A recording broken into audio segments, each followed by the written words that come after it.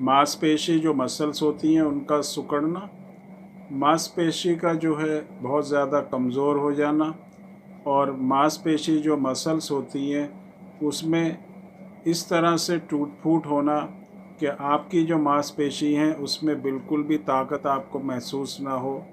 इसी तरह की जो प्रॉब्लम होती है वो मस्कुलर डिस्ट्रॉफी में होती है। मस्कुलर डिस्ट्रॉफी कई तरह का होता है, जैसे डीएमडी, बीएमडी, एलजीएमडी या एसएमए या दूसरी तरह की बहुत सी मस्कुलर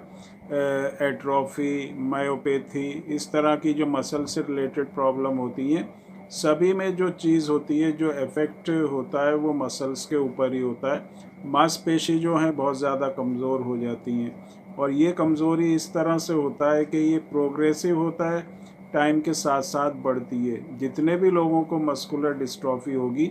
वो टाइम के साथ साथ बढ़ेगी, चाहे किसी भी तरह की मस्कुलर डिस्ट्रॉफी हो, टाइम के साथ उसकी जो प्रॉब्लम होती है वो बढ़ती ही चली जाती है। सीपी के जो लेवल होता है, जो क्रेटाइन फॉस्फोकाइनेस एक एंजाइम होता है, उसका जो लेवल है वो काफ़ी बढ़ जाता है, और उसके साथ जो सी के एम बी होता है, जो हमारा जो हार्ट मसल्स, जो कार्डियक मसल्स होती हैं, उसके जो ताकत होती है, हार्ट का जो फंक्शन होता है वो ब्लड को पंप करना होता है। तो मसल्स जब वीक होती हैं तो प्रॉपर तरीके से जो ब्लड होता है उसको पंप नहीं कर पाता, जिससे बॉडी के अंदर ऑक्सीजन नहीं मिलती और सांस फूलना इस तरह की प्रॉब्लम होने लगती है। तो ये जो भी प्रॉब्लम्स होती हैं ये मसल से रिलेटेड ही होती हैं, चाहे वो इंटरनल ऑर्गन्स की मसल्स हों या हमारे स्केलेटल मसल्स हों। उसके साथ जो लीवर होता है, जिन लोगों को मस्कुलर डिस्ट्रॉफी होती है उनके लीवर पे भी इसका जो इफ़ेक्ट होता है, जो एंजाइम होते हैं लीवर जिससे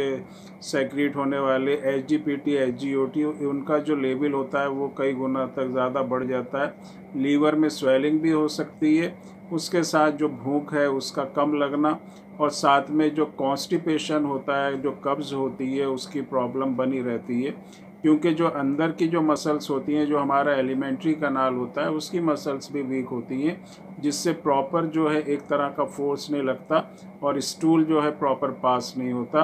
तो इस तरह की सभी प्रॉब्लम्स जो हैं मस्कुलर डिस्ट्रॉफी से रिलेटेड होती हैं। साथ साथ जो ब्रेन होता है वहाँ भी उसका भी इफ़ेक्ट पड़ता है। ब्रेन भी कमज़ोर होता है कुछ लोगों में, सब में ये नहीं होता, ब्रेन को इफ़ेक्ट नहीं करती है मस्कुलर डिस्ट्रॉफी, लेकिन कुछ लोगों में जो है इसको इफ़ेक्ट जो है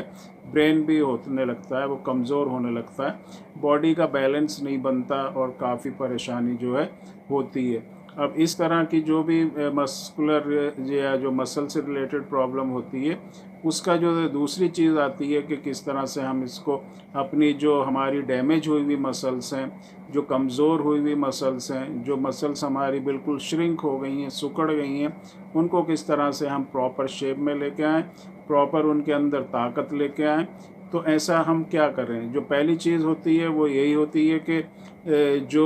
हम जो मेडिसिन यूज़ करते हैं उससे हम इसको बहुत हद तक जो है कंट्रोल कर सकते हैं, इम्प्रूवमेंट कर सकते हैं कंडीशन में,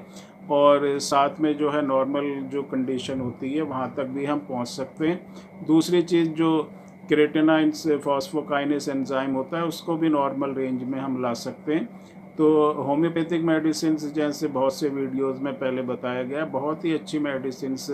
इस तरह से ये जो है यूज़ कर सकते हैं कि आपकी जो प्रॉब्लम है उसको हम ठीक कर सकें। और जो दूसरी जो चीज़ होती है आपकी जो डाइट का होना बहुत ही एक ज़रूरी चीज़ है मस्कुलर डिस्ट्रॉफी में। बैलेंस डाइट को लेना है, दूसरी जो प्रोटीन रिच डाइट आपको लेना है, ऐसी चीज़ें खाने में यूज़ करना है जिसमें प्रोटीन हो, चाहे आप वेजिटेरियन है या नॉन वेजिटेरियन है, दोनों ही सोर्स से आपको प्रोटीन मिल सकता है। तो प्रोटीन रिच डाइट आप लें, थोड़ा आप एक्सरसाइज करें, इस तरह की जो भी आप इस सबको मिला के अगर इस तरह का एफर्ट रहेगा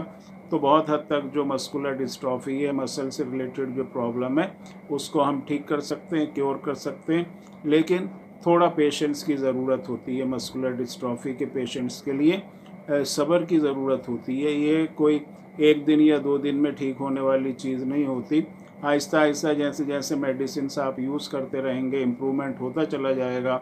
1 महीने लेके या 15 दिन या 2 महीने लेके अगर कोई ये सोचे कि उसकी मस्कुलर डिस्ट्रॉफी ठीक होगी, तो ऐसा नहीं होता है, इसमें टाइम लगता है। और जैसे जैसे हर महीने आप देखेंगे कि 1 महीना, 2 महीना, 3 महीना आप मेडिसिन को यूज़ करेंगे, कंडीशन में इम्प्रूवमेंट होता चला जाएगा, आपकी मसल्स में ताकत आती चली जाएगी, आप बहुत हद तक अपने आप को एक बेहतर पोजीशन में जो है महसूस करेंगे और बहुत अच्छी तरह से रिकवरी होगी।